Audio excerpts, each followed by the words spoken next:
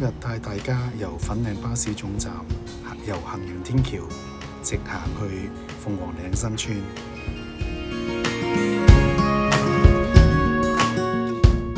我哋沿小巴站一路直行，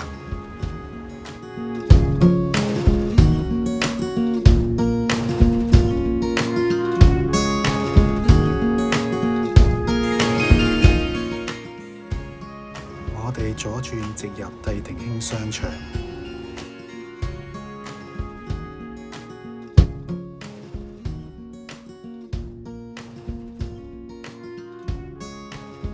左邊有一條電梯直上一樓，左手邊你會見到一間酒樓嘅，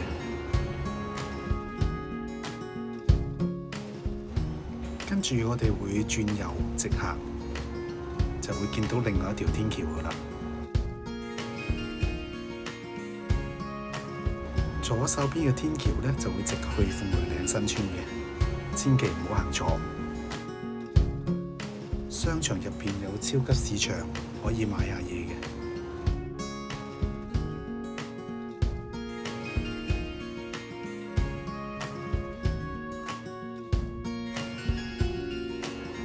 出咗去商場行嘅天橋係冇冷氣嘅，但係呢都好過行地面，因為天氣實在太熱啦。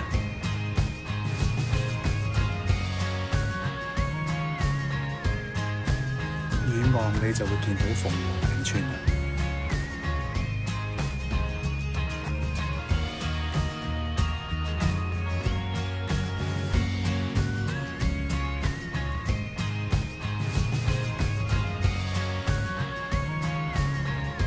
左手邊有一條接駁嘅天橋，我哋跟住就會繼續行嘅。呢個位置係唔會蕩失路嘅，放心。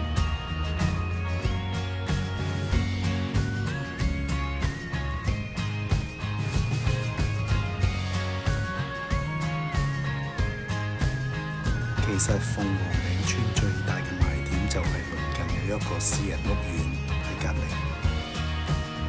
附近另外仲係興建緊嘅屋苑，範圍相當之大。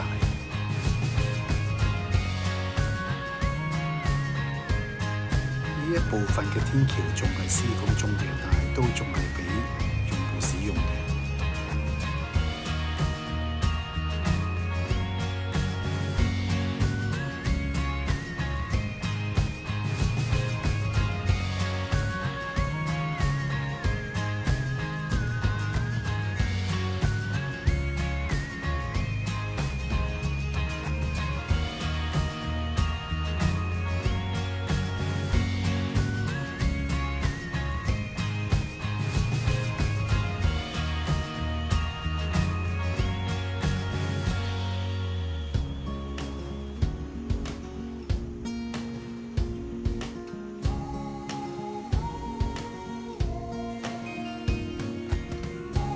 樓下有小巴去上水同埋粉嶺火車站，所以交通相當方便。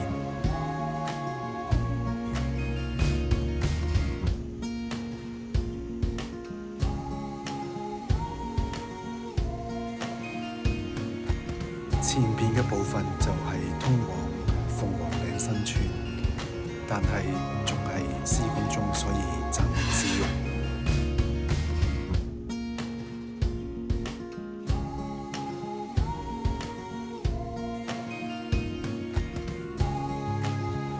我哋喺極近距離之下可以睇到個屋苑個結構同埋樓下嘅新屋苑，有天橋連接各大商場，打風落雨都唔使怕。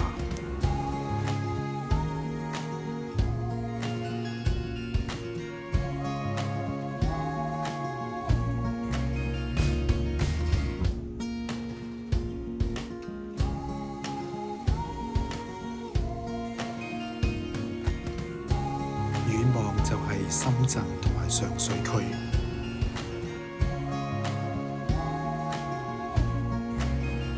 另一部分嘅天橋亦都係施工中嘅，相信都好快會完成。屋苑預計今年嘅第3季會完成。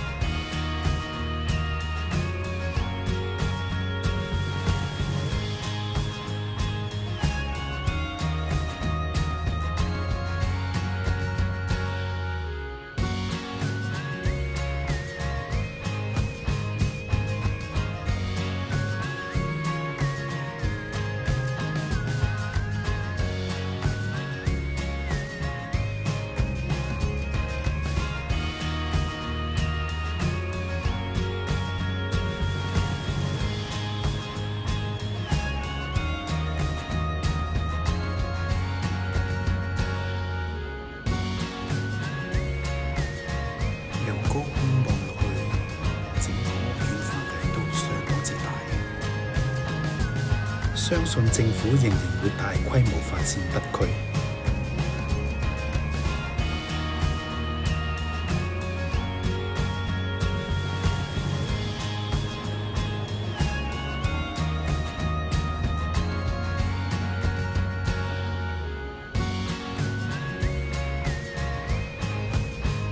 由日豐另一個方向望向鳳凰嶺村，粉嶺繞道就係樓下。到時居民搭車出九龍或者香港都係會相當快捷同埋方便嘅。